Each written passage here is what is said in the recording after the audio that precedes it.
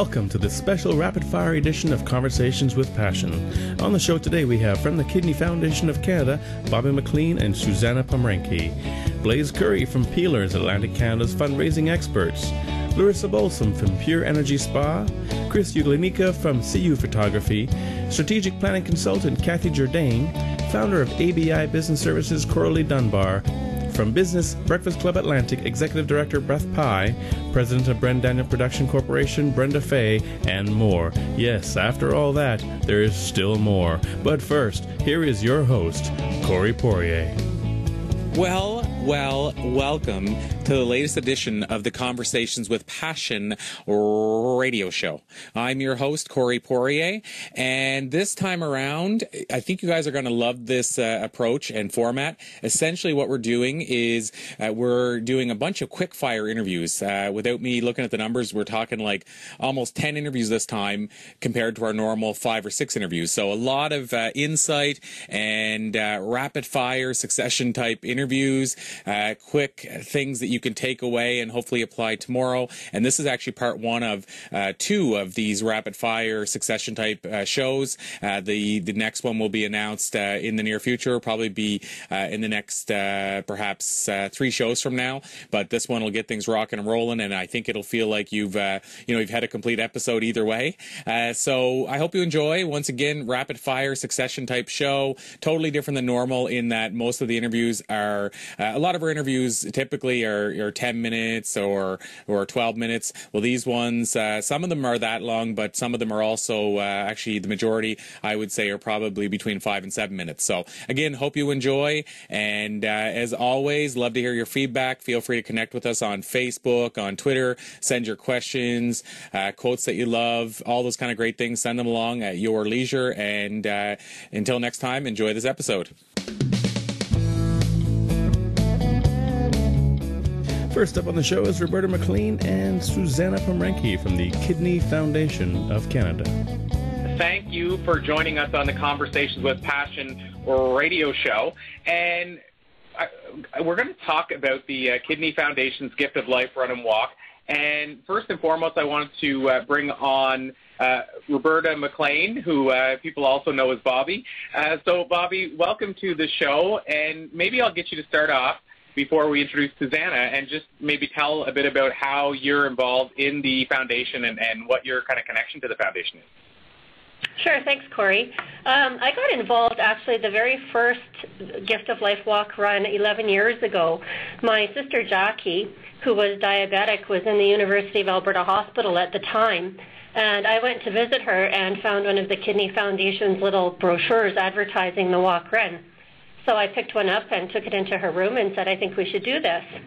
The first year was kind of challenging because Jackie wasn't able to walk very well. She had had a problem with her knee. And I pushed her around the 2-kilometer track in a wheelchair that had a very wobbly front wheel. After that event, when I went into the Kidney Foundation office to turn in the funds that we had raised, I decided then and there to volunteer with them as well. Since then, I've participated in every one of the Gift of Life walk runs every year. So this is the 11th year annually. And every year I try to better my previous year's total and get more people involved and raise more funds for more awareness for the Kidney Foundation. Jackie actually set up soon after that. Well, in December of 1994, she went into cardiac arrest and her kidneys failed. And in January of 1995, she received a kidney transplant. Her kidneys failed due to diabetes. So just one example of non-kidney disease-related things that can cause kidney failure. Wow, and so you've obviously it's fairly close to your heart and kind of explains what your passion is for being involved. And right, that's very much a part of it. Actually, another smaller reason, but perhaps it shouldn't be smaller, is that before I turned 3 years old, I actually also had kidney surgery. My mom was phoned by the doctor and told that they were going to remove my left kidney, keep me in the hospital and remove my left kidney. It turned out not being that drastic, the urologist at the time was able to do a repair on my kidney, and I still have it, and it functions to about 90%. So I have another personal connection as well. Wow. And speaking of personal connections, that's probably a great way to segue to bring on Suzanna Pomrenke. So Suzanna, maybe I'll pose the question to you now and ask what your connection is to the foundation and what your connection is to the cause yourself. Yeah, my connection with the, thanks for having me, by the way. My connection with the Kidney Foundation, basically I had a transplant 5 years ago, January 31st, 2009. And prior to that, when I was 17, I was diagnosed with lupus. And lupus is an autoimmune disorder which can affect the skin, joints, kidneys, and can attack any other organ. And over the years, it transferred from my joints to internal to my kidneys, and I started having to do forms of chemotherapy to try to put in remission. And finally, I was told one night I was rushed to emergency and said, your kidneys are failing, and I woke up with a catheter in my neck and started the world of dialysis. And not too many people know about dialysis unless you're in the renal world or you're a nurse or a doctor. And basically I went to the hospital 3 times a week, 4 hours at a time, to clean the toxins out of my body. So with that, after my transplant, I waited 4.5 years. No family members or friends were matches to donate to me, so I had to wait for a cadaver. And after that, after my transplant, I was in the doctor's room, and I saw a pamphlet just like Bobbie did, and I picked it up, and I was like, this is how I can get involved. My transplant was in January, and the run was in April.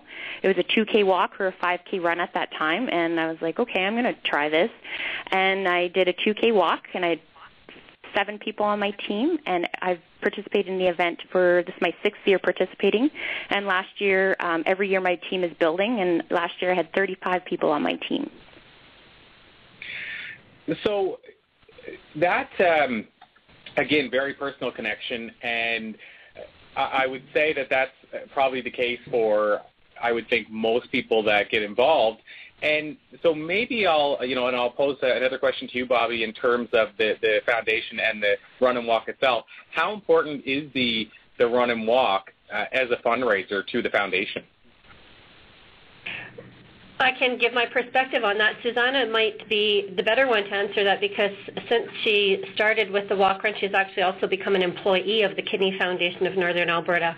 But since I've been volunteering, I've seen some of the other events. We've done wine tastings, a golf tournament that no longer occurs. We do a beer event now called Shabam. And the walk run seems to be one of the ones that is one of the bigger fundraisers every year for the Northern Alberta Kidney Foundation.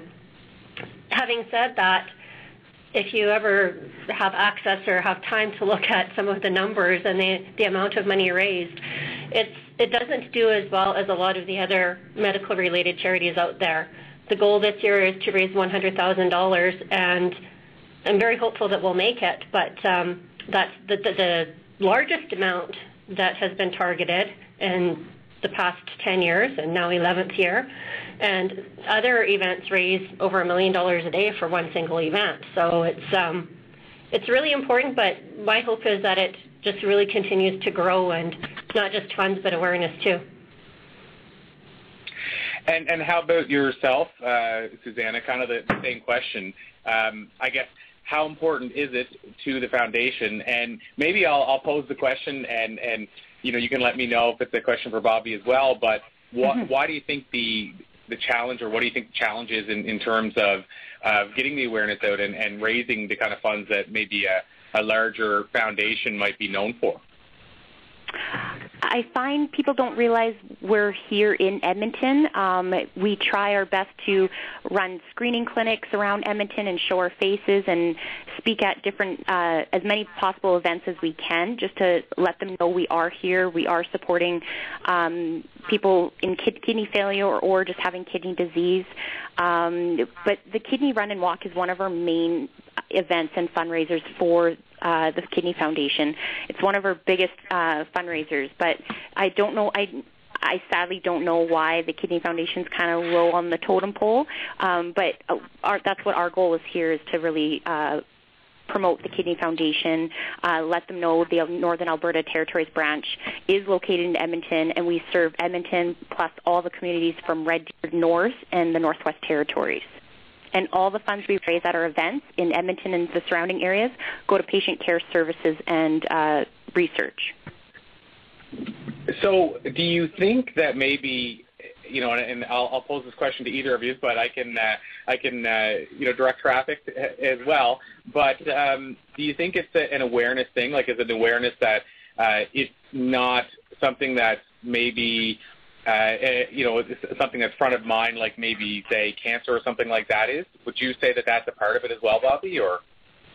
I think that's a big part of it. As we've already mentioned, it seems like people don't really become involved in the Kidney Foundation until they have a personal connection. But I've been amazed in my employment history and in my personal history of the people I've encountered who do have a connection. I worked with a woman previously who gave a kidney to her son's best friend. That was at one of my previous jobs. At another previous job, my boss's nephew, so her sister's son, gave a kidney to his infant son.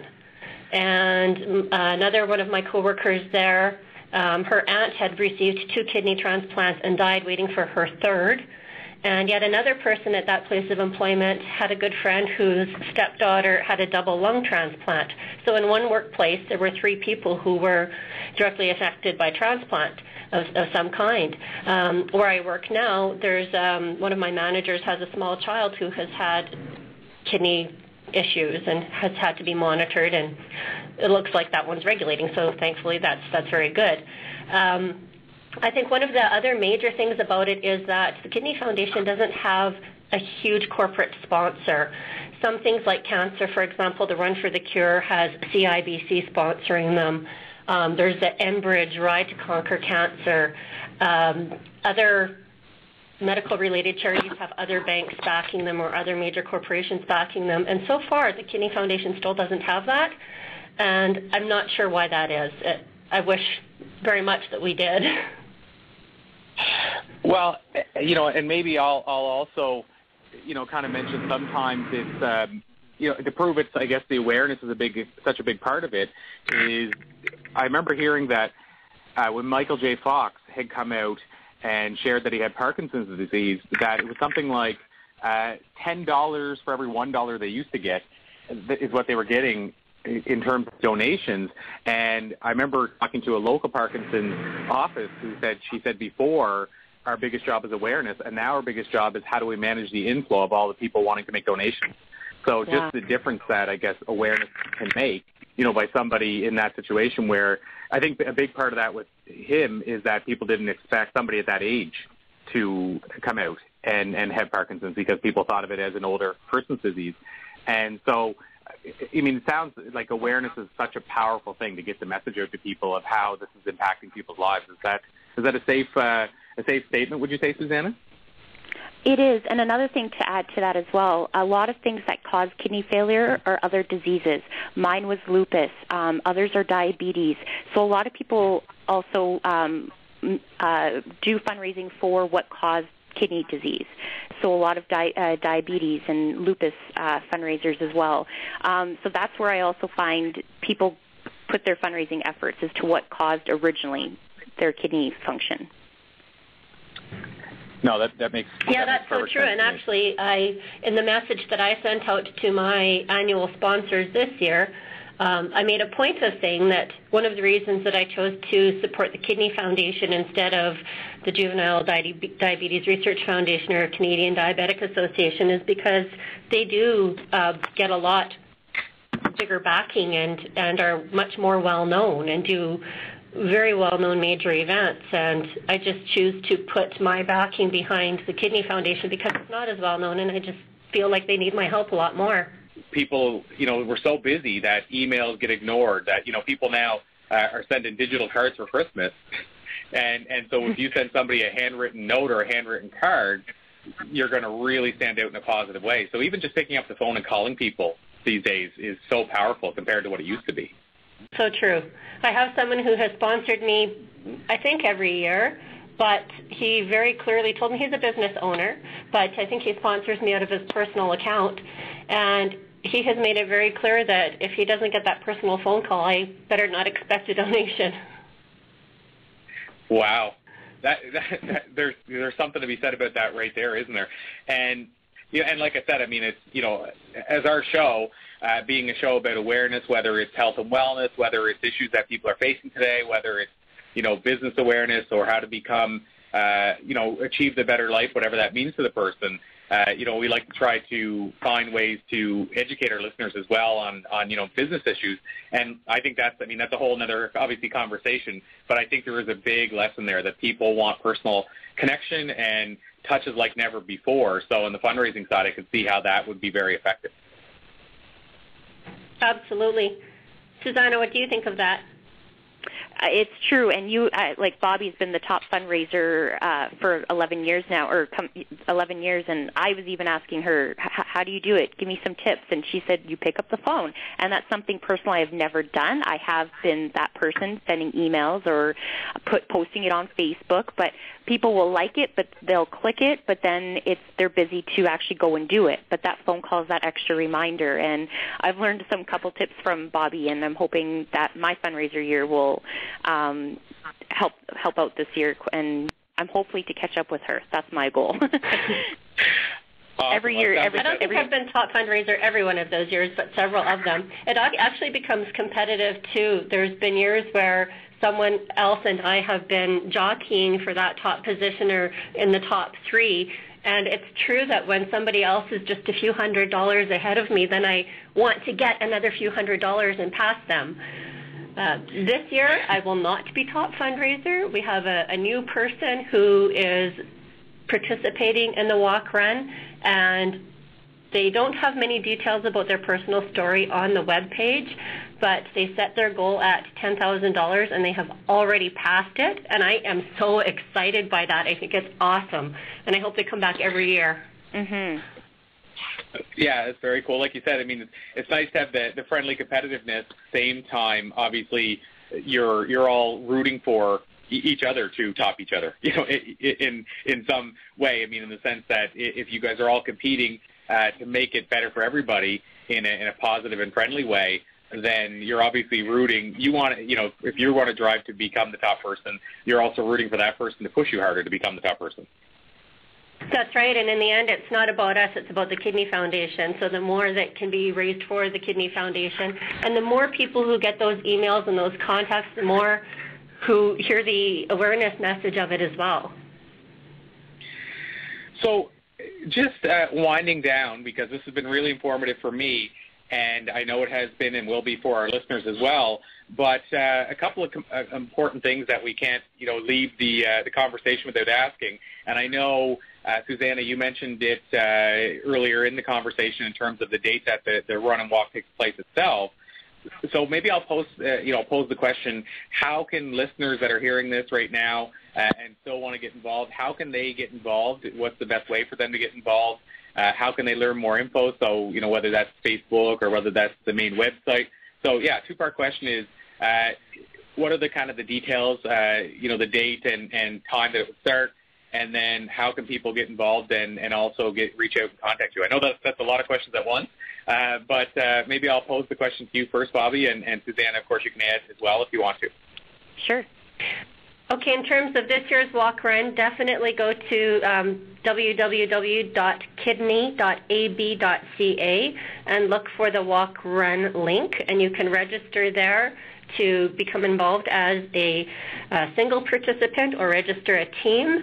If you're interested in making a donation, you can make a general donation to the Kidney Foundation, or you can sponsor any participant. You can sponsor Roberta or Bobbie McLean. You could sponsor Suzanna Pomrenke or her team, the Kidney Beans, Susanna? Yeah, the Kidney Beans. Kidney Beans? So those are ways. For all of your listeners who aren't in Alberta, definitely go to the national website has links to every regional website. So definitely go and check and see when an event is happening in your area. Awesome. Definitely. And so, oh, go ahead, sorry. Oh, no, I just wanted to further up. It's on Sunday, May 4th. I don't know if Bobbie said that. I didn't. And so Sunday, May 4th, and what time in the day does it start for those that are involved? Registration is open at 9 a.m., and the actual walk starts, or we have a 2, a 5, and a 10K run. It's a run and walk, so you can choose what you would like to do. It starts at, registration's at 9, and warm-up is at 9:30. And so at this stage, where we're getting closer to the date, for people that want to get involved, they can still register to walk and run, I take it, and can they still fundraise and get other people to support their walk, or what kind of stage is everything in right now? Everyone is still open. We still encourage and welcome to all participants. Again, Bobbie said you can participate as an individual or create a team, and you can register up until the day of. You can come the day of and register right there at the venue, and it's at Lewis McKinney Riverfront Park, and online, kidney.ab.ca. And if you have any further questions, they can contact me as well at the Northern Alberta Territories branch office.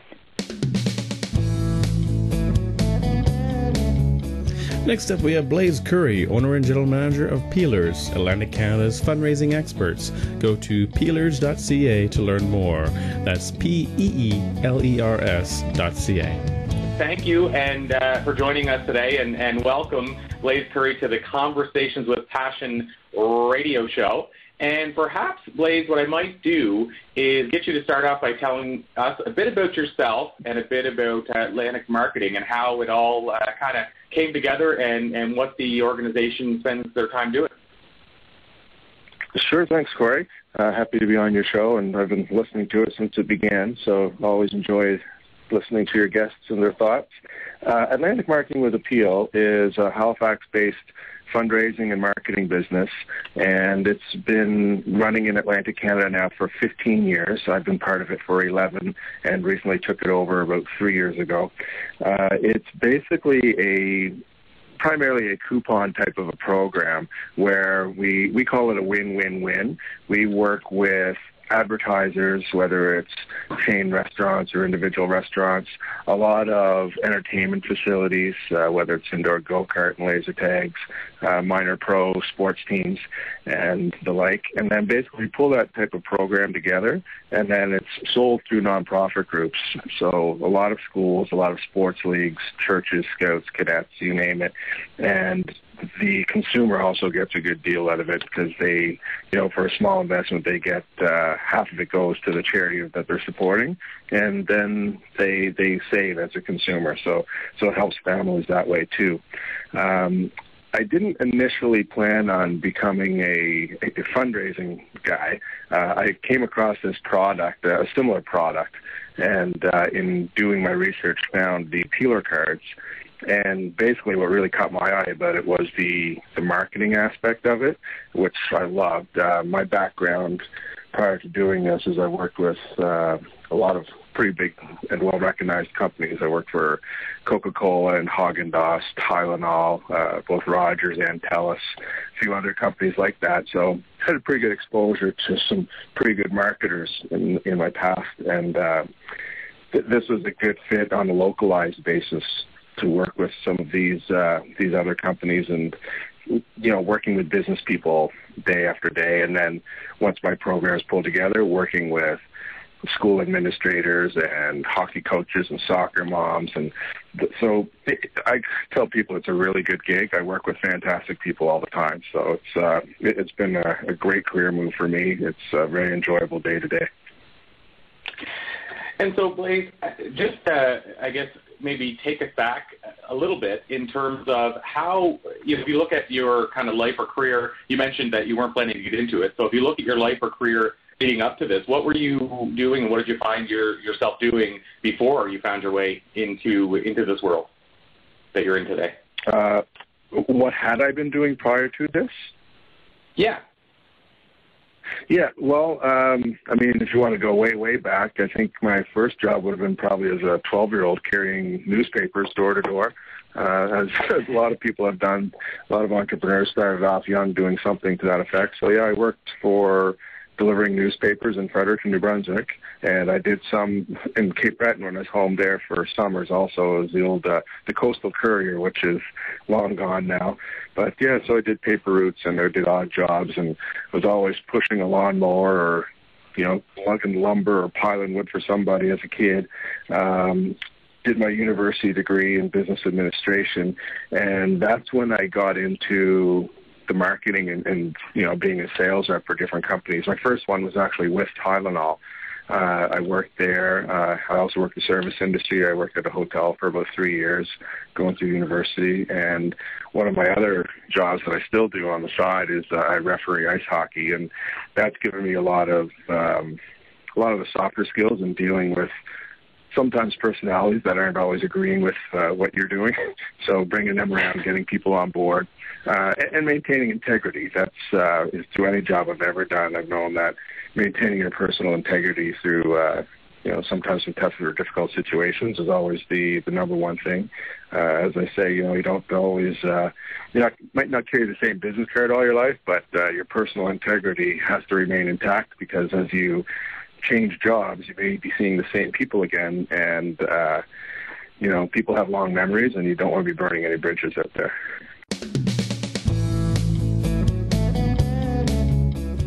Up next, we have Larissa Balsom from Pure Energy Spa. Go to pureenergyspa.com. Here is Larissa Balsom. Larissa, it's so good to have you on the Conversations with Passion radio show. And perhaps I'll jump right into things and ask you to tell us a bit about yourself and your background, so our listeners can get a feel for who you are before we talk about what you're doing today. So how did you kind of, you know, your background in, I think you spent time in real estate and stuff like that? And yeah, well, I guess originally 10 years ago I moved here. I'm originally from Newfoundland. I started the customer service world. I worked actually for the airline. I went back to school. I did business, and I always loved the healthcare industry, the wellness industry, and I was like taking care of myself, you know, whether it was, nutritionally, or, you know, even just health-wise of exercising. And so I looked into different opportunities, and I discovered that, the aesthetics is working with the skin and taking care of the, as we know that the skin is the largest organ of the body, and to take care of your skin is very important, and not just I guess for, you know, the vain person or anything like that. It's just, you know, it's internally too, and can take care of, I think, part of your soul at the same time, and taking care of the inside out is important. And I took a course, and I just did it I worked for a couple places in Halifax, I loved it. I gained a clientele. And then I did a business in my home on the side, and I got into real estate, and I continued to do my aesthetics on the side. And just recently, a business opportunity came up of owning my own place with staff, and a fabulous business. And I took a chance, and here I am, staff of 12, and aesthetics. We offer massage therapy and hair salon at the same time. Carry the Veda products, which I can really appreciate. And so here I am. Wow, very cool. So many directions I want to go from there. What I'll do is I'll take us first to one of the things that I think is the most important, and what that is in relation to, you know, we're in a busier world today. I see in the business side, and with our listeners especially, you know, people that are ambitious, they're passionate, they're about go, and they're about kind of chasing the carrot. And I worry sometimes that they're not taking time for themselves. So, you know, speaking about this industry, how important do you think it is for people to actually take a breather? And you and I were talking about meditation and yoga and even in spa treatments. How important do you think it is for people to actually take that breather for themselves? I think it's very important. I mean, sometimes, the mechanic with the, even like myself personally, talk about the mechanic with the broken down car in the driveway. Sometimes I catch myself, going, go, go, go, and how, our famous words, I'm so busy, I'm so busy, I'm too busy. We have to, that statement needs to go. We need to choose to say something else other than that statement. But, myself, just in saying that, just sometimes just to take an hour, and come in and have somebody take care of you, whether it's massage therapy, whether it's the aesthetics, and it's important. I think it clears your mind. It's focused. You have time for yourself, and who doesn't want to feel good in the day, inside out, which is it's important. And we all live very busy lives. And going back to the same statement, I'm so busy. We're not so busy that we need to take care of ourselves. At the end of the day, we're nothing if we don't take care of what's within. And you hear, I love the statement. I think it's from Franklin Covey. So the guys that created the book 7 Habits, the statement that it's important to measure twice and cut once, rather than cut twice. And so the idea to prepare and then actually do. And I think it relates to also the idea of preventative maintenance, taking care of ourselves first, and we'll actually get more out of our life. Spending 5 minutes relaxing, and you'll be twice as productive as if you don't take that time to sharpen the saw.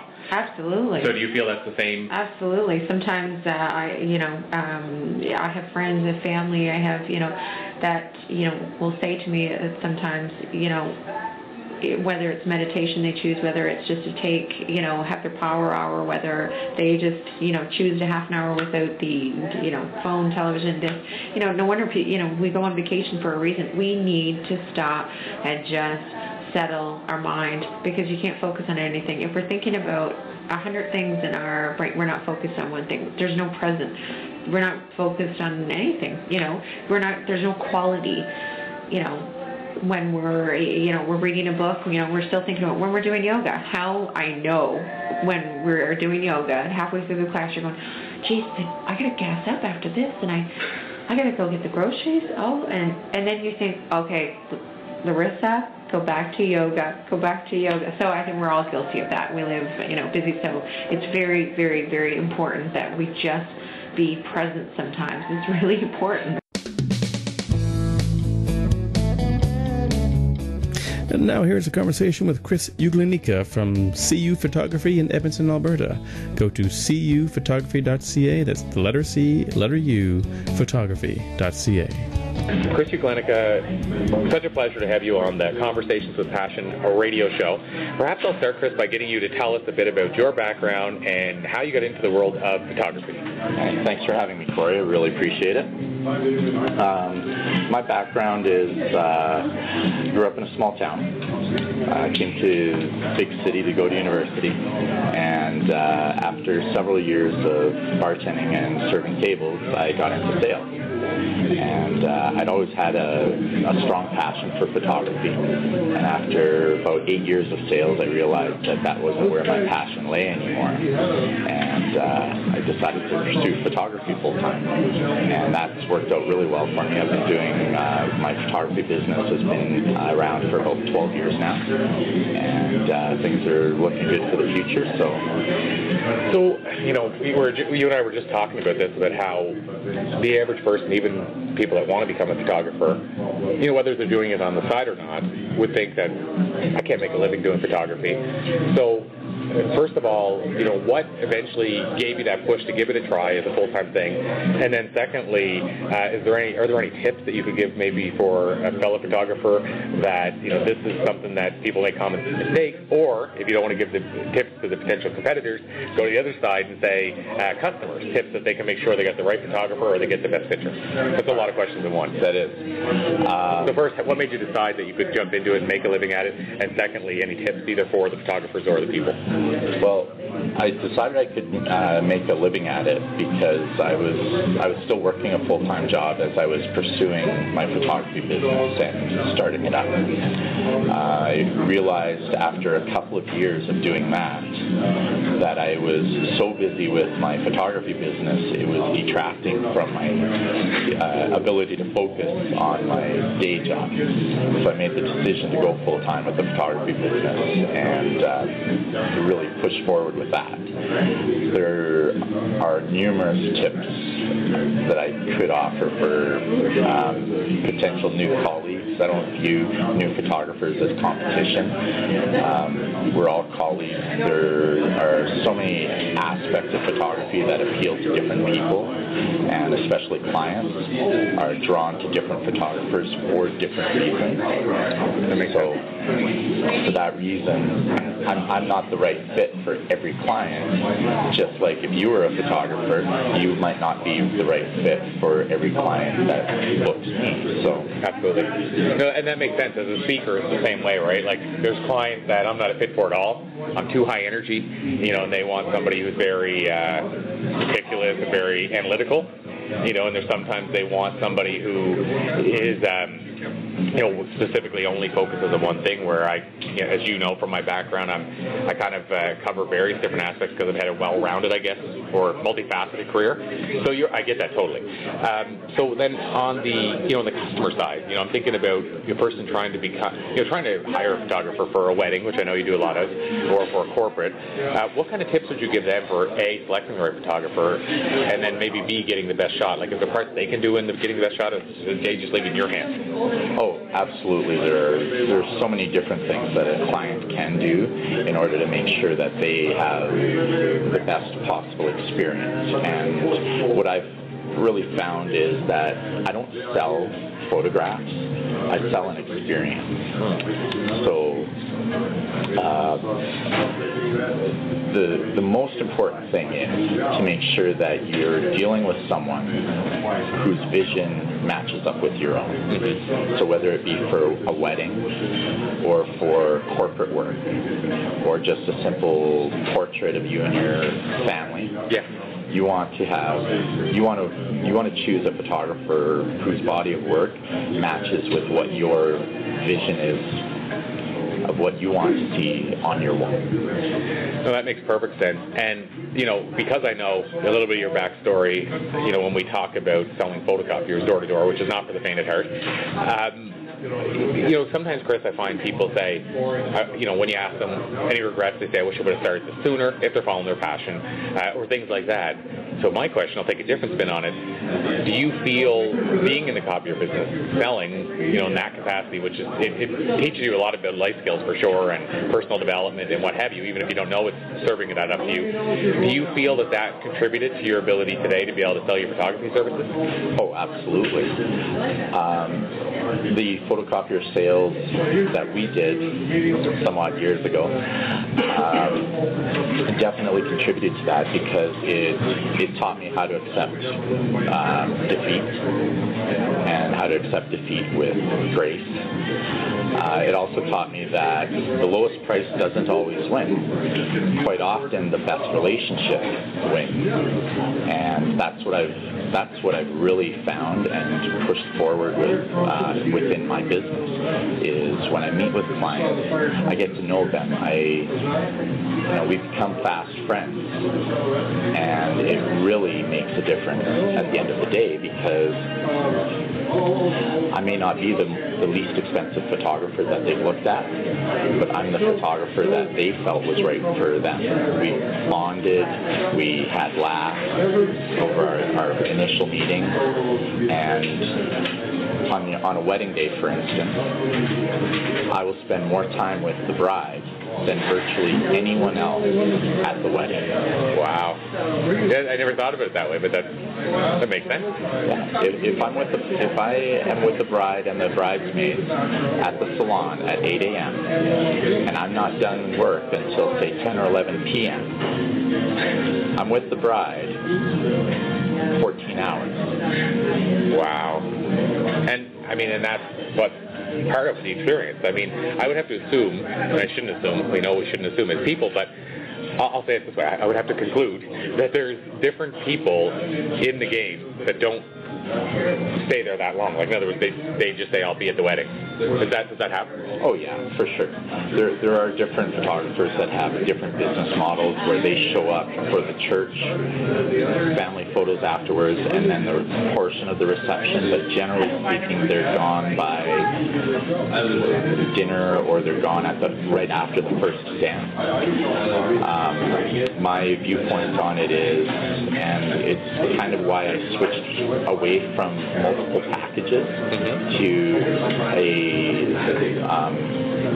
basically have one package, one price now. All-inclusive, basically. And it's all-inclusive, and I work in partnership with my clients to make sure that I'm there for the most important parts of their day.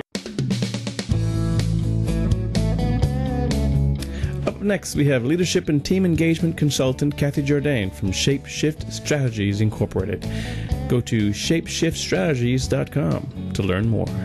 Thank you so much, Kathy Jordaine, for joining us on the Conversations with Passion radio show. It's awesome to have you on today to share your story and your great message. So perhaps, Kathy, I'm going to jump right into the meat of things and get you to help our listeners learn a little bit more about you by sharing a bit about your background and what you do today. Perfect.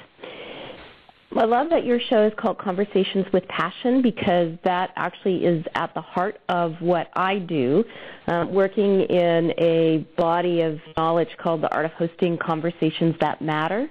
And the basic premise behind it is that whether we're talking about friendships or relationships or at work or in systems, we've forgotten how to have really good conversations with each other, and we don't always know how to get to the heart of what really matters.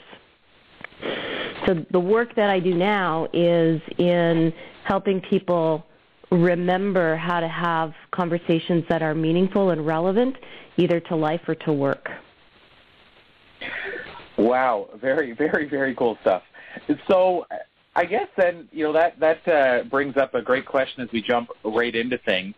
I was just interviewing a speaker, I guess it was probably last week, so almost a week ago, and we were having a conversation about just this, having a speaker in and the difference between, for example, a keynote presentation that may get people excited but may not make a lasting change versus permanent change, which, if done right, a keynote can do that as well.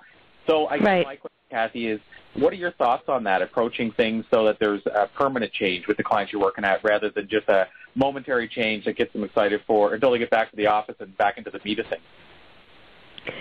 Well, I have a company called Shapeshift Strategies, and the whole intention behind that name is to help people shift the shape of, their life, their team, their organization. And those momentary flashes of inspiration can be really valuable, and some people will take them and run with them. But the biggest question that I carry most of the time that I'm doing the work is, how can people truly shift the patterns that they're in, oftentimes patterns that don't serve them very well, so that they can begin to create and live into patterns that serve them a whole lot better, and actually move them towards the goals that they have, or just even sometimes it's not a firmly articulated goal as much as it is a desire to be living life in a different way.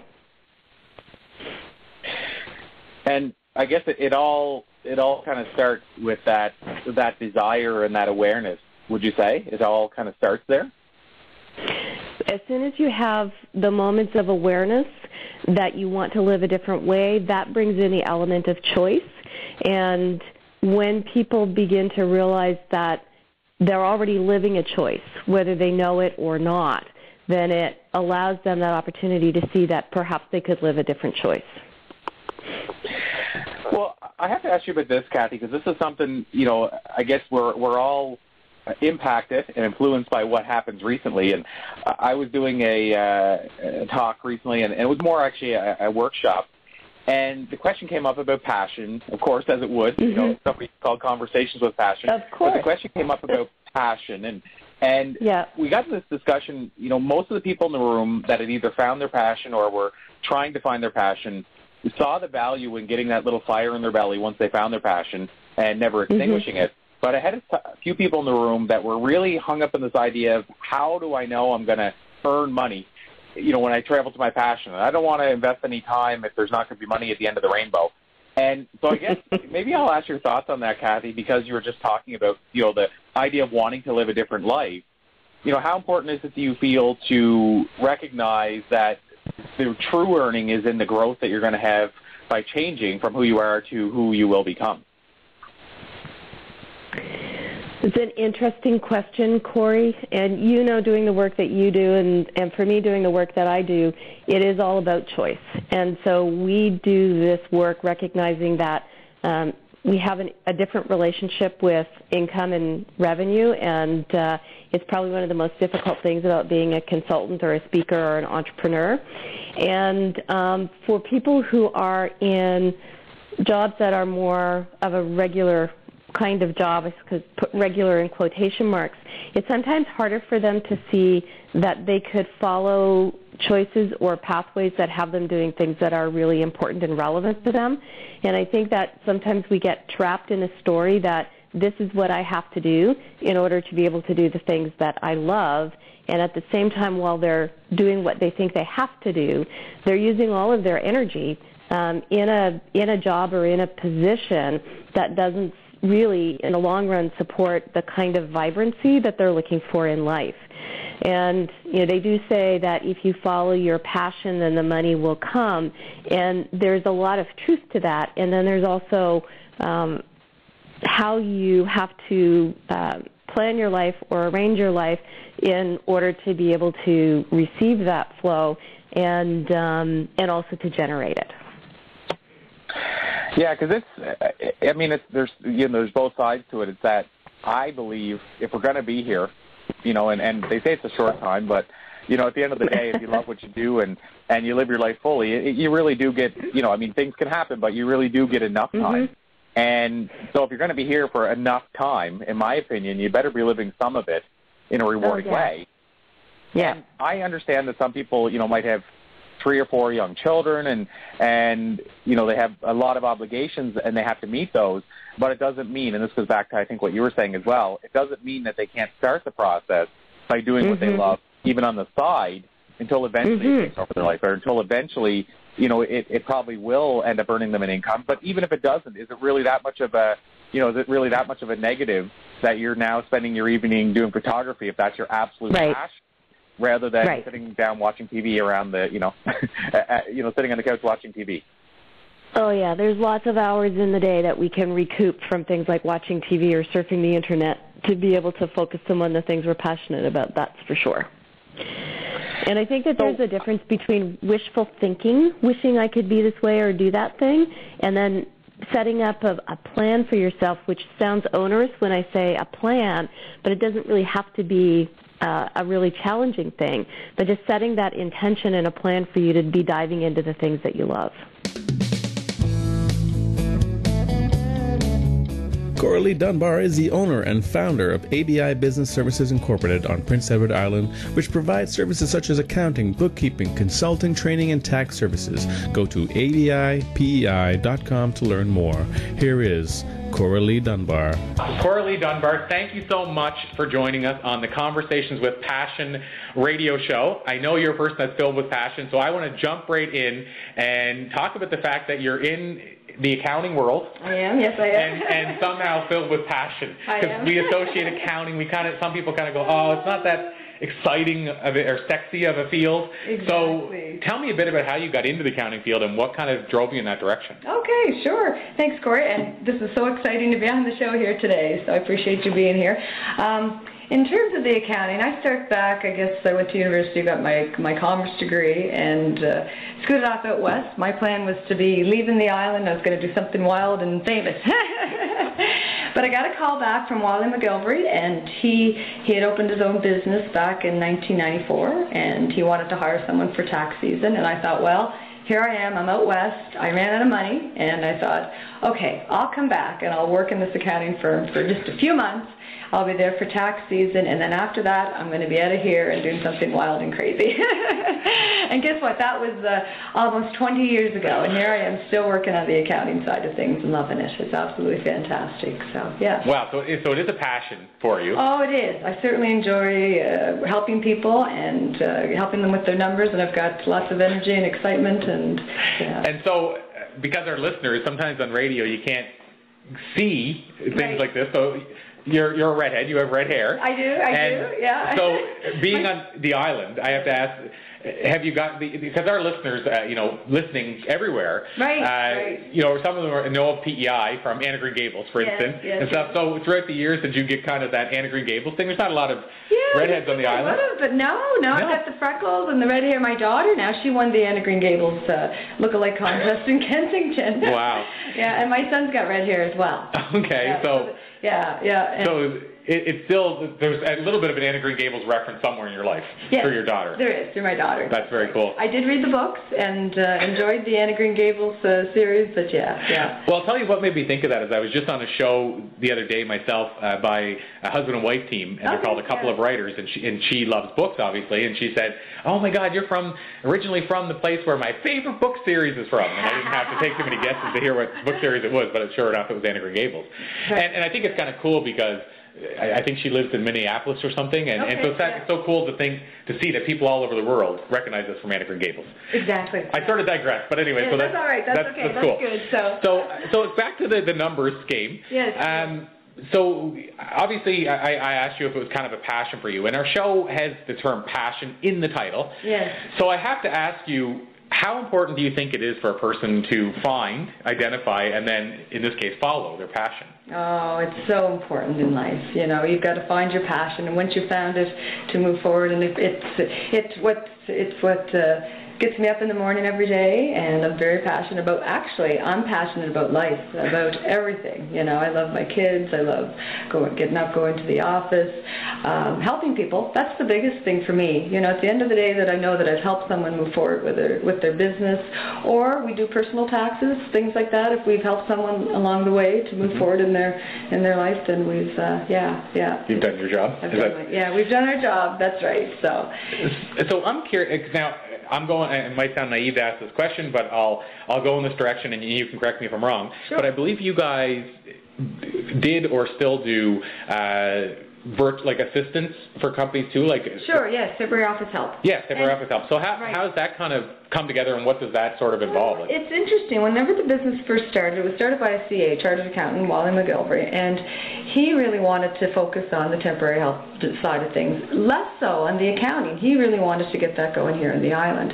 So he started that process, but as we got further into things, actually professional bookkeeping became our big, that's what we have the most clientele in, is the professional bookkeeping.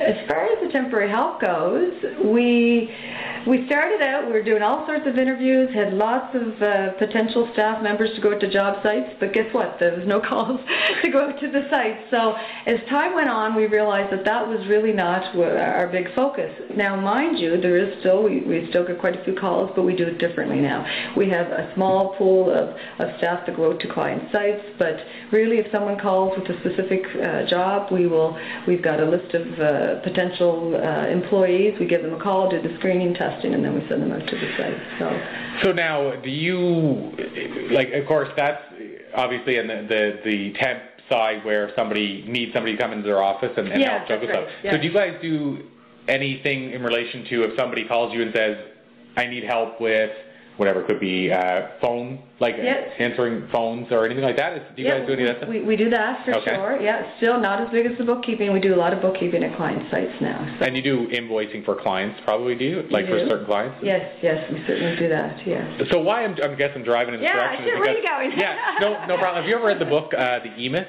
Oh, yes. Okay, so Michael Gerber, The E-Myth.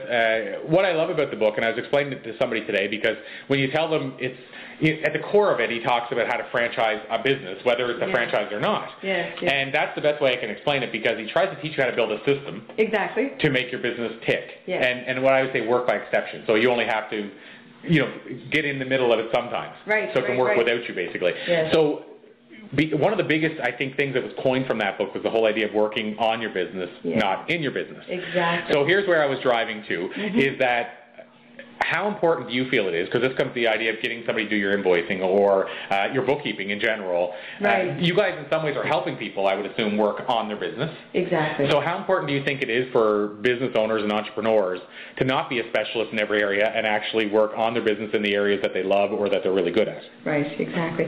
No, it's extremely important. It's funny when you mention E-Myth. I read the book 20 years ago, and I get their emails every day. They send me a little note, and I'm looking to get some coaching done myself with the E-Myth. Yeah, very cool. Yeah. But either way, because I'm sometimes, and I hate to admit this on the air, but I will, I'm sometimes the plumber with the leaky faucet. So I give advice to clients, and I say, look, you need to be working on your business and, not so much in it. And then I look at myself, and I'm like, You're pulled into it. And I'm pulled into it. So but I see the challenges, and that's the interesting thing. So I'm seeing the challenges myself in my own business. So here I am advising clients that, you really need to be working on your business and do what it is that their passion is. A lot of clients, they don't, in terms of the bookkeeping side of things, it's a necessary, you have to get the bookkeeping done for many reasons. I guess one, some of them do it just because the government drives them to do it. They've got to get the remittances in on time, but really you need your bookkeeping done from a management perspective. And whether it's bookkeeping or sending a staff member out to a site to answer phones and do the administrative work, but that allows the client to work on their business. Adventures with Corey. Hello, guys, and welcome to this episode's Adventures with Corey. This time around, kind of a unique adventure I want to share, and I'll make it nice and quick. I just saw a video the other day on Bruce Lee, and it was just a celebration of Bruce Lee's life that somebody put on Facebook, and I got a chance to watch it. And anybody who listens to the show on a regular basis knows that I'm a pretty big Bruce Lee fan.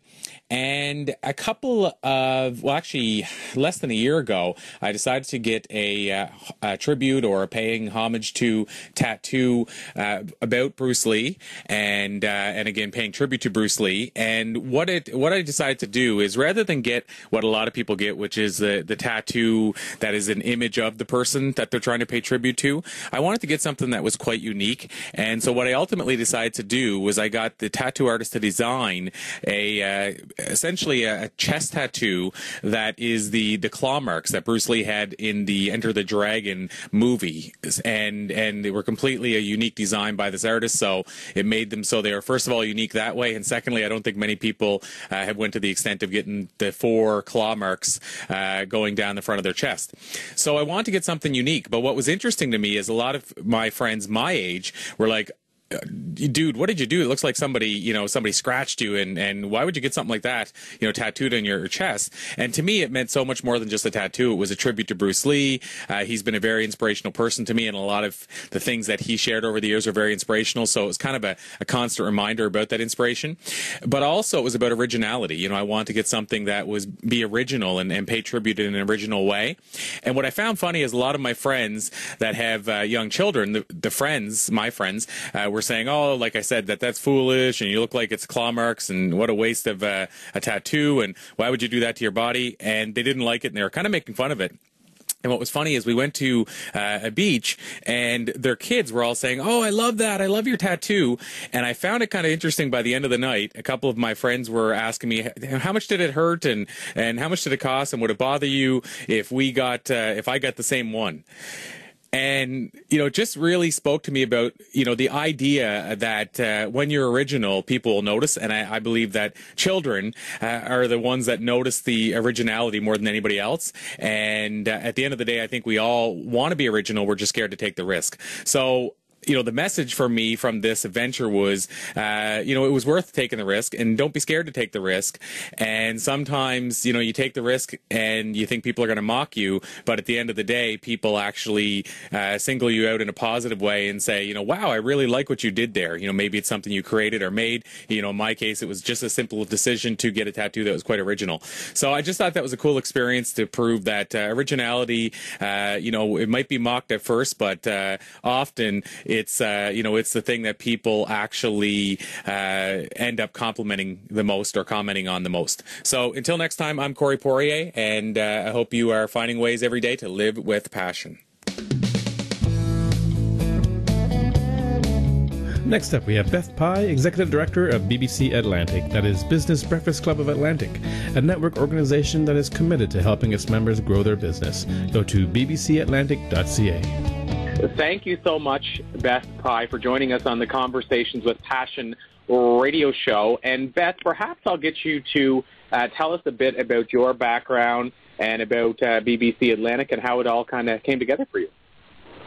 Well, I guess about 4 years ago, I was looking for something to do with my time. Both my girls are in school, and I was really looking for something that I could really grab onto and that would mean something to me. So my background is actually in financial services. I worked with Investors Group for many years in administration, and I had family members who worked there as well, and I helped them with their businesses. So learning about networking kind of came as a natural thing for me. Basically, I saw how it worked for other folks who were working in the office and knew that it was a valuable piece to small business and entrepreneurship. So when the opportunity to buy Business Breakfast Club came up 4 years ago, I grabbed onto it, and I haven't really looked back since. It's been a great way to meet new people and to help them succeed in their businesses, and I get a lot of satisfaction out of helping people do that. So that's kind of where I am with all that. Very, very cool. So I guess if we kind of jump onto that first, I mean, what your goals were and what you knew you were kind of jumping into and why you were jumping into it, what has it been like since? It's been really good. We had a lot of, I guess, background in that, knowing that one of my family members, that's how his business grew right from the beginning to the end. It was the good word of other people and them passing referrals on to him based on his, what he did for a living and how well they felt he did it. So it's kind of a neat opportunity for me to walk in and help other small businesses do that as well. It's really been a very gratifying experience for me. Certainly members come and go, and that happens in every business. But I really have to say that it's really rewarding to watch other people succeed and be able to place them in a situation where that's a possibility. It really is quite gratifying. Well, I guess if we dive into the networking side of things then, Beth, because obviously I would think that you now have more experience with networking than you did before you started, getting to hear what other people say and feedback and all that kind of good stuff. Do you have a few tips for us based on what you've seen that seems to work better with networking versus what doesn't work as well? I think really it comes from a place of sincerity and looking to build honest and true relationships with people, because that's really what it boils down to. It's about building those what end up being mutually beneficial relationships, and the fact that you have to get to know, like, and trust people before you're ever comfortable, sending business their way, because you want to make sure that, they're going to be a representation of the service that you provided. You want their service to be an extension of your own. So really it comes down to getting to know, like, and trust people, and really it's all about building the personal relationship and getting to know people, not just, necessarily at a once-a-week meeting, but taking the time away from those meetings to sit and have a coffee or a phone call just to get to know each other and become more familiar and learn what each other is about, so that things can progress just naturally down the road. And what, obviously Halifax and Atlantic, Canada is its own market. So what led to your decision to, I guess, open or buy the business in Halifax and Nova Scotia and Atlantic, Canada? And at the same time, what do you like about this region and doing business in this region? Well, I guess what I like about it here is I find that business people are really real. They want to make sure that before they make an investment in anything, that they make sure that they're getting the most value for their dollar. So you deal with people who are just shoot straight from the hip, and they say, I want to know if this is going to work for me. And you kind of just go from there. And it's my favorite part is that I love to go and meet new people and talk to them and find out where they are and with their, their networking and how it's working for them. And if they're having some issues, I've kind of picked up some things along the way that just I get to share that with people, and that makes, again, it's very fulfilling for me. No, that's very cool.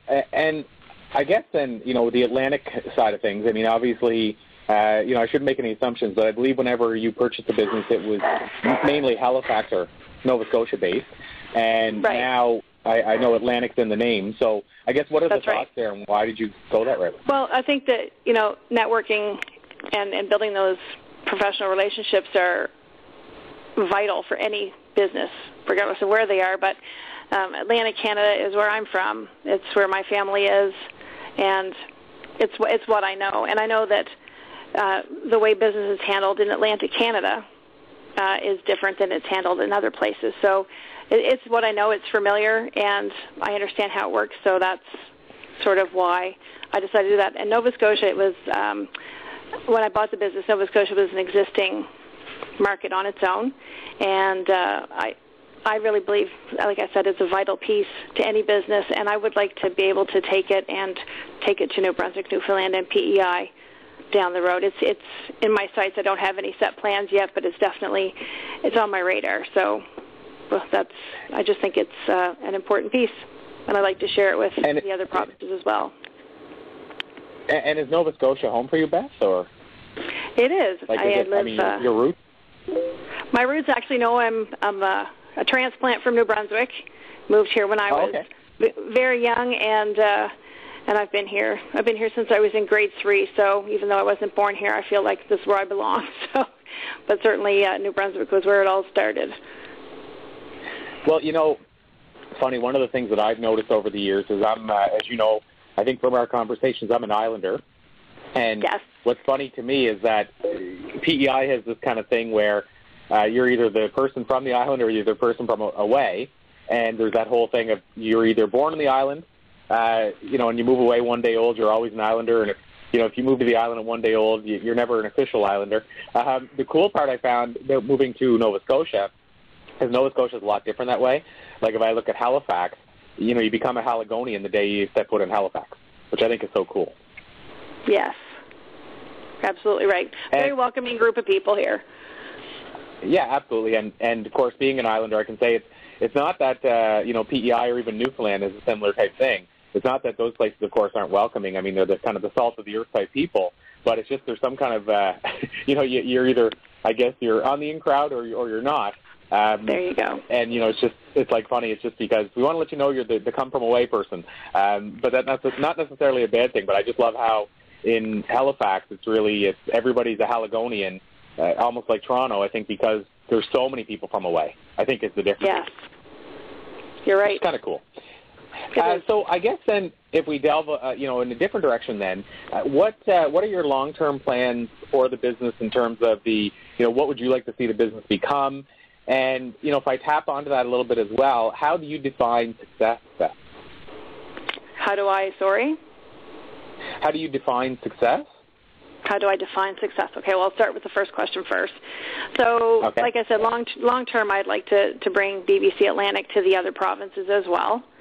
And like I said, it's on my radar, and I want to, but before I go ahead and expand out, I want to make sure that everything is running properly and smoothly, and it's easily duplicated, because basically I wouldn't be able, obviously, to visit all of the provinces every month or anything like that. So you have to make sure it's easily duplicated so that someone else can follow through, and I would then be a resource to that person, and so on and so forth. So that's kind of how I hope to move it along once, down the road.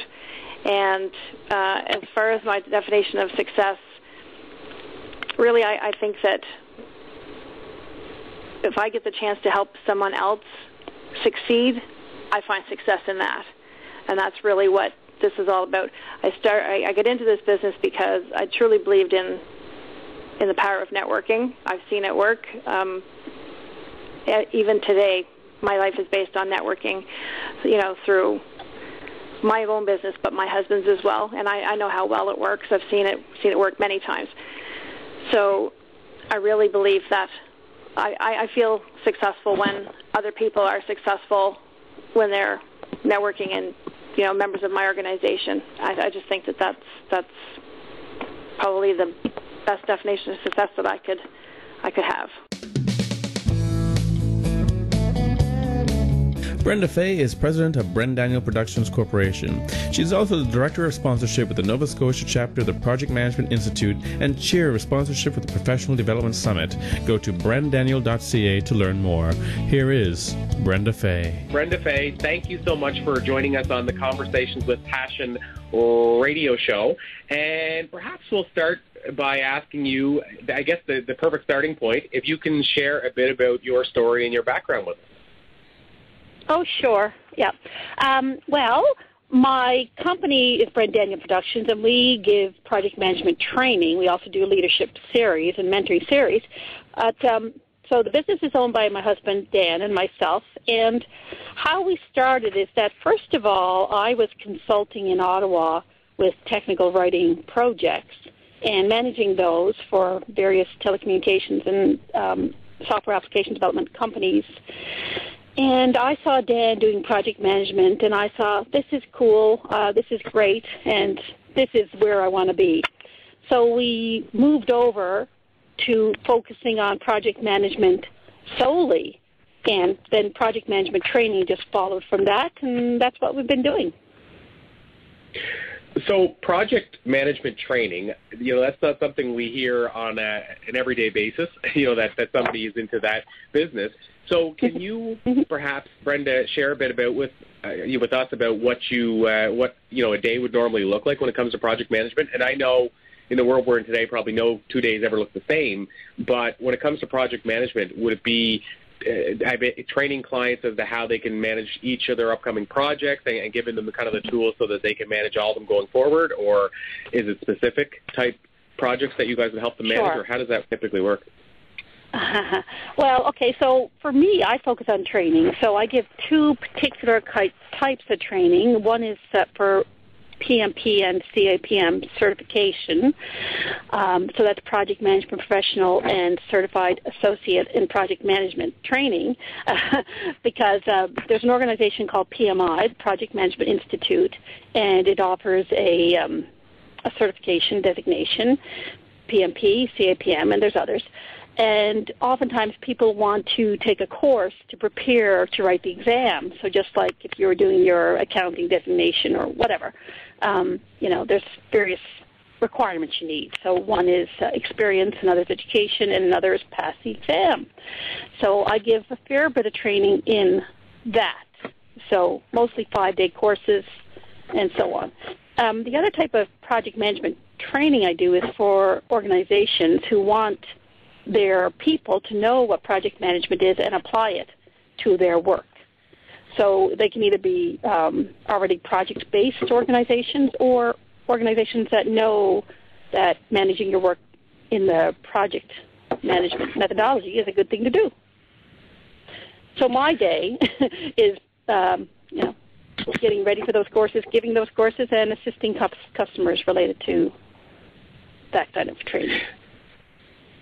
Very cool. And so I guess then if you're providing the training and if you guys work in project management as well, are there some common mistakes you see that people will make on a regular basis, and are there some tips perhaps for how they can avoid making those mistakes when it comes to managing their project?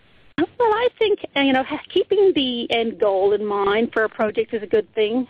So not only the person managing the project, but everybody on the team, if they could have regular communications and have their goal and the goal of the project in mind, it would make for a more successful project.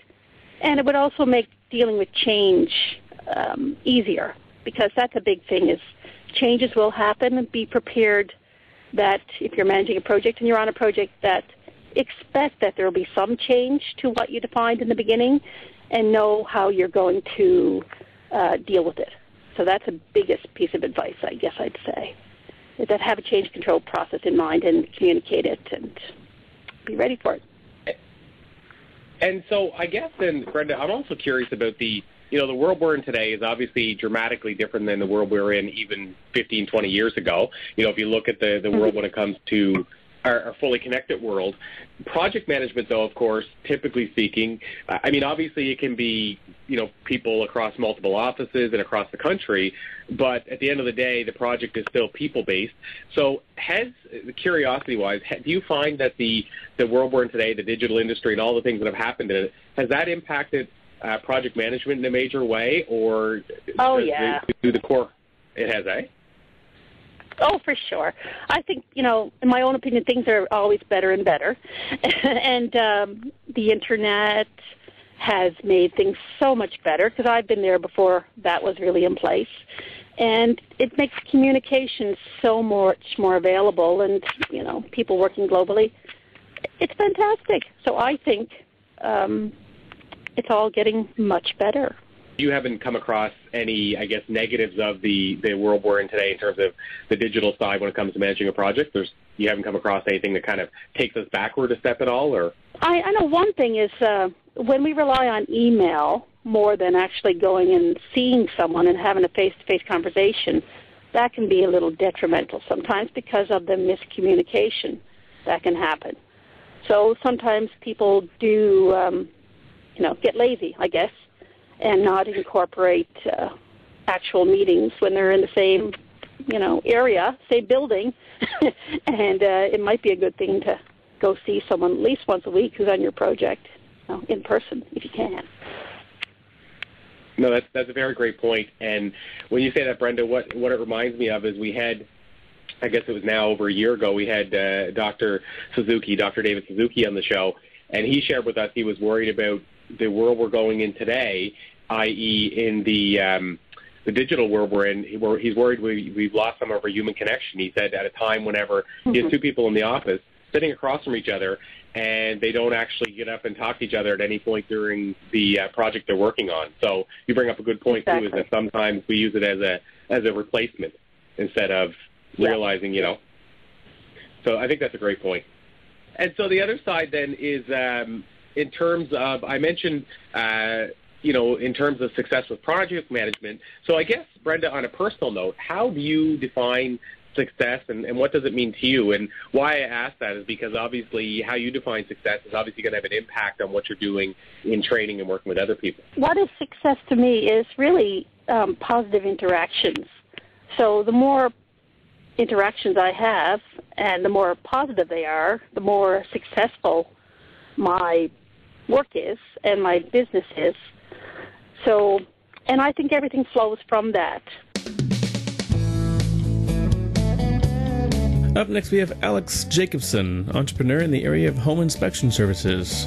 Here is Alex Jacobsen. Thank you so much, Alex Jacobsen, for joining us on the Conversations with Passion radio show. And perhaps, Alex, I'll start by getting you to maybe give us a bit of your background for our listeners who may not be familiar with you and how you got into the world of inspection. Certainly, and I'd like to thank you for having me on, Corey. I appreciate you taking the time to have this conversation. And I enjoy the lunch that we had recently, and I think we can do some good things. So if you want, I'll just jump right in. Corey, I was in the military for a number of years in the technical trades and learned a lot about various aspects, the plumbing, the electrical, and various things. And when I retired from the military, I got into the home construction business. I was a general contractor for quite a few years here in the Bedford, Sackville, Halifax area, and built quite a number of homes. And after a period of time, I got out of that for a little while because so many contractors were getting in there and doing very limited work and charging big bucks and whatnot. So I just got out of that. Was in the security industry for a little while, but a lot of my previous clients were looking to upgrade their homes, buying newer properties, so they would call me. I would go and have a look at that. So I looked into getting certified about 4.5 years ago. I got my certification as a home inspector and opened my company. And for about a little over 4 years now, I've been doing quite well, satisfying clients and having the opportunity to teach them about the properties that they're buying, because these are obviously new to them from their previous properties, and they have different systems. And my opportunity to teach them on on this new property and some of the things that they need to do as far as maintenance, some of the items that may be structural and various things that do need some attention. So I enjoy it. I enjoy meeting people and talking to people.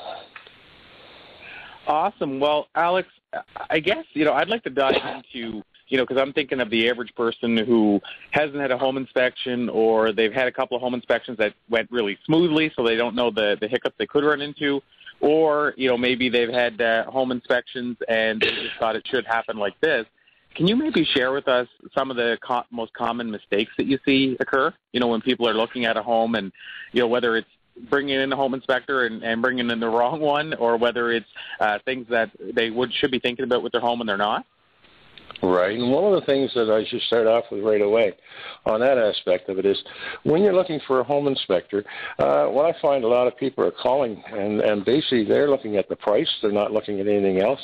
And after a bit of discussion, then we get into what should they be looking for in a home inspector. Well, they should be looking for a technical background, that they've been involved in construction, that they've been involved with the various systems that are installed in a house, electrical, HVAC, various things.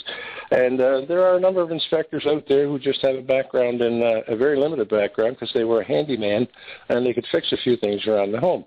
So I think more people should be interviewing their home inspectors as far as, what's your background? What have you learned? The associations you belong to, what are their criteria? The ones that I belong to, they require that I take a minimum of 4 hours of upgrading in my training every month. Not just a year, every month. And there are tests at the end of that to see how proficient I became in going through these things.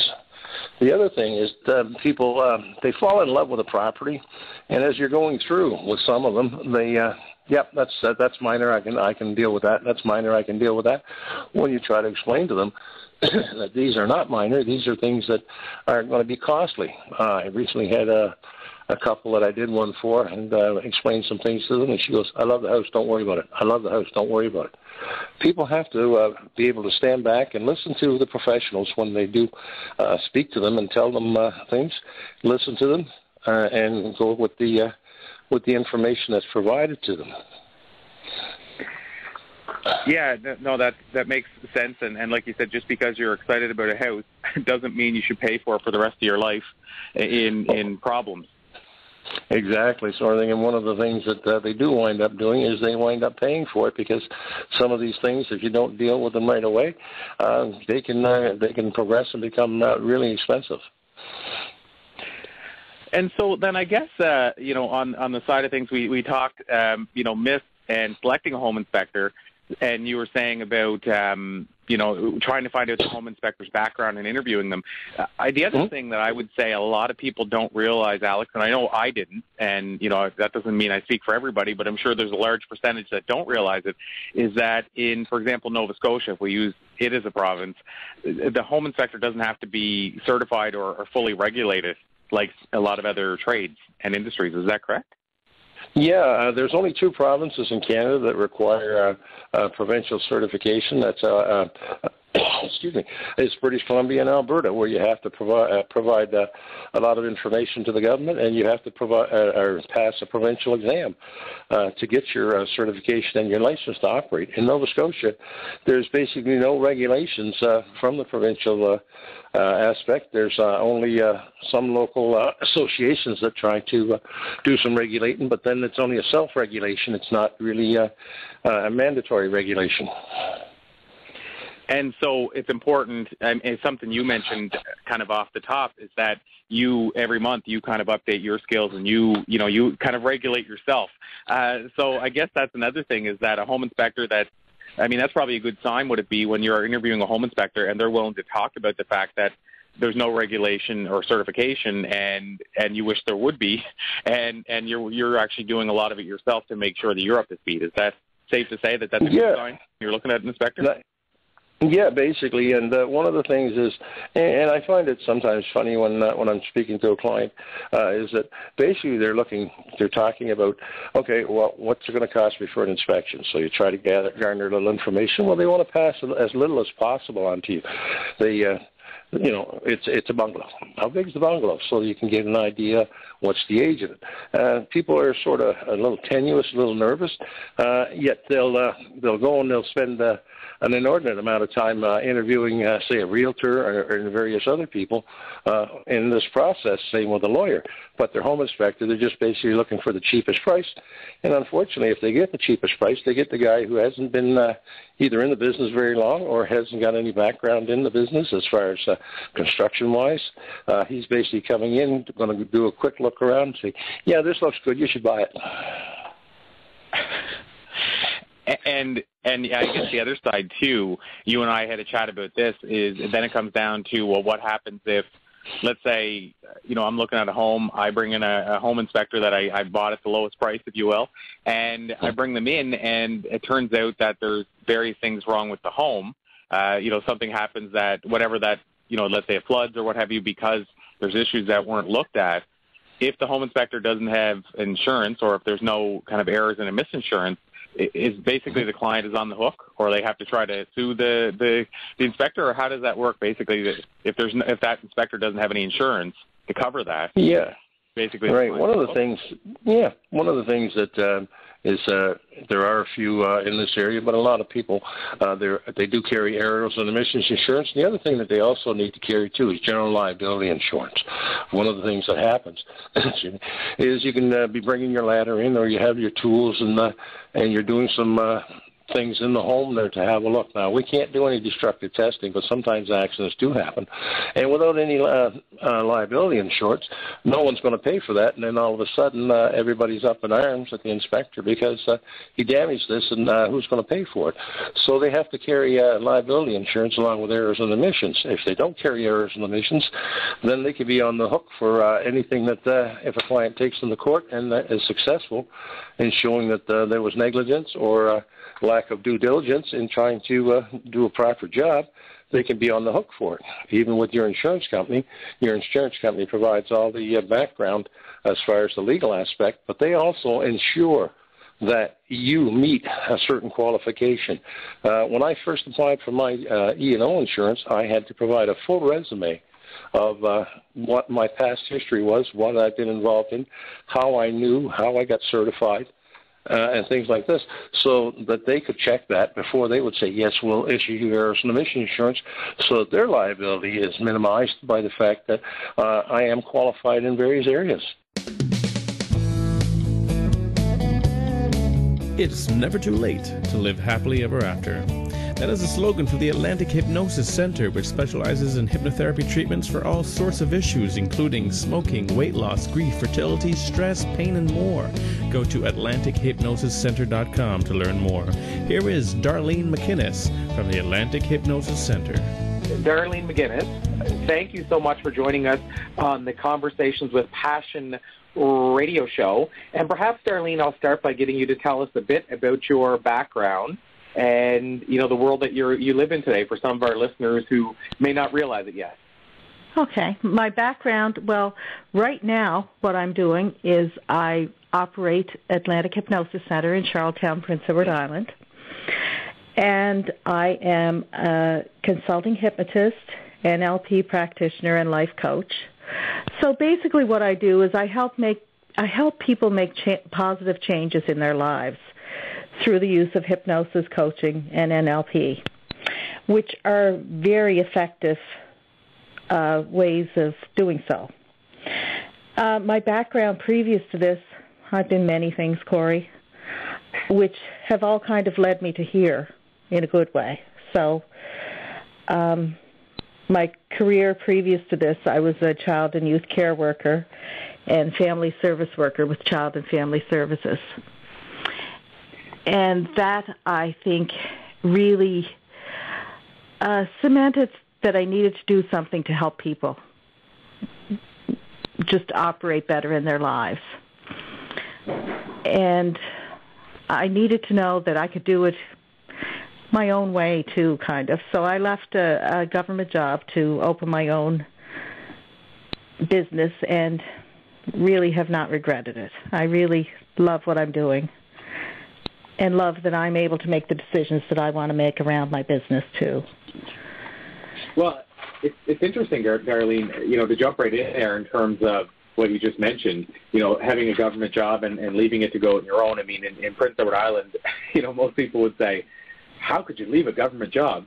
So I guess, was it a tough decision when you finally decided to go that direction, or was it just the right timing and you knew it had to happen, or what did you go through at the time?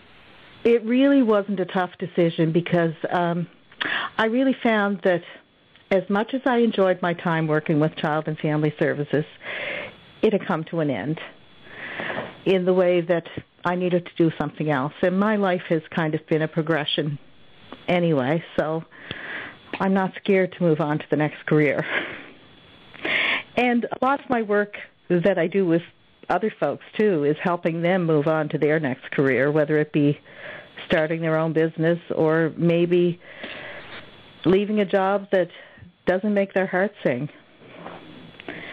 So, I think the fear of staying would have been a lot worse than the fear of leaving. Wow, no, that's really cool. So then, I have a couple of different directions I'd love to jump in right away, Darlene. So the first one is related to hypnosis itself, because I certainly believe there's certain myths surrounding it, and there's certain things people don't understand about it. And at the same time, I think there's people that don't realize, what are the benefits of hypnosis, that maybe think they associate hypnosis with going to a live comedy show, to see a hypnotist. So I guess the first part of that question is, what are some of the myths that are associated with hypnosis that maybe aren't the case? And then secondly, what are some of the things hypnosis is used for with people?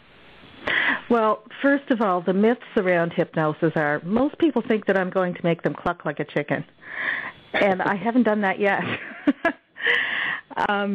And that's because of the way movies and TV portray, and stage hypnotists portray hypnotism. Now, the type of hypnotism I do is the type that we're making positive changes. Everybody's making positive changes in their lives, and whether it be through smoking cessation, letting go of fears and phobias, weight reduction, moving on in a career. It's just amazing at what hypnosis can do. And my interest in hypnosis started almost 25 years ago. When my husband called me one day at work, I lived in Ontario at the time, and he told me that there was a hypnotist coming to town that night, and he was going to go get hypnotized to stop smoking cigarettes. And I thought, well, I better go too if I want to live in the same house. So off I went with him, and it certainly was the best $150 that I've ever spent in my life, because I'm now, almost 25 years later, still do not smoke cigarettes. So it was like an amazing thing happened to me with that one session. And I had tried quitting smoking once before, just on my own, and it was really a month from hell, because I knew I was going to smoke cigarettes again. It was just a matter of when. And really my every waking thought at that point in time was smoking cigarettes. So I did start again after that month of not smoking. But when I was hypnotized that time, it was like something really changed. And it changed in a big way, because the next day after being hypnotized, I got in my car and I was looking around wondering, knowing that something was missing, but not really sure what for a moment. So I looked around my car and I was thinking, what is missing here? And then it was, oh, it's the cigarettes, but I don't smoke anymore. And it just kind of continued on like that in a really very miraculous way for me. So then fast forward probably 20 years later, I was at a meeting with Child and Family Services. No, I guess it would be 18 years later. And the gentleman that was putting on the meeting for the day, I was just chatting with him before the meeting started. And he told me he had just finished his hypnosis training. And I thought, hypnosis training? You can train to do that? So I was very interested. So I went home and I researched it and found the school that I wanted to go to, which is Ontario Hypnosis Centre in Toronto. and then just set about making it happen. So a year after that meeting with this gentleman, I was all ready to set up my business. So it probably took me 13 months or 14 months from the time that I made the decision that I was going to train. So it was a pretty fast trip. And just kind of went with it. And I'm very grateful, too. You know, I have a husband that supports me, and I've made many changes in my life at other times, so it wasn't like it was a big, scary thing to me. In fact, it's always more scary to stay where I'm at than to move on. Well, friends, there you have it. The latest edition of the Conversations with Passion radio show. 3 takeaways this time around. One from our conversation with Larissa Balsom. I love how Larissa talked about the the importance of taking the downtime, taking the time for yourself to just get a break rather than just going nonstop and never taking time to, as I like to say, sharpen the saw. So I just thought that was an important message about the necessity for us to, in our busy world today, to actually take time for ourselves and to take time to wind down. During our conversation with Chris Uglanica, I love how Chris talked about how he builds an experience with his photography and for his photography clients, and I think that's something we can all apply to our business and lives, is to try to create more experiences rather than just sell a product or try to talk somebody into something, whether personally or professionally. And then finally, with Darlene MacInnis, I love how Darlene shared how, for her at least, and what she's experienced for most people, is that the fear of staying somewhere they don't want to be is often worse than the fear of leaving. Those are my 3 takeaways this time. I hope you guys found a whole bunch more, especially with a longer show this time around. And until next time, I'm Corey Poirier. Well, once again, folks, we've arrived at the conclusion of another episode. My, how time flies when you're being inspired and motivated. Thanks for tuning in. We hope you have something to take away with you that can make immediate and positive change in your life. Go to conversationswithpassion.com to learn more and to sign up for updates. And feel free to drop us a line and let us know what you think of the show. We'd love to hear from you. Go to CoreyPoirier.com to learn how to bring Corey in to speak at your event. We'd like to thank the following friends of CWP. Emily Fisher. Go to EmilyLynnFisher.com. Hi everybody, it's Emily. My website is EmilyLynnFisher.com. Gear Maxwell, the branding provocateur. Go to gearmaxwell.com. That's GAIR Maxwell.com. Property Guys, how can we help? Go to propertyguys.com. Never Stop Learning with Oxford Learning. Go to oxfordlearning.com. Strictly Staffing, your staffing solutions partner. Go to strictlystaffing.ca. Robin Fraser Smith, PEI Realtor. I hold the keys to making your dreams come true. Go to flywithrobin.com. Red Shores, PEI, redshores.ca. And RJF Healthcare, exceptional, affordable healthcare services for families and businesses.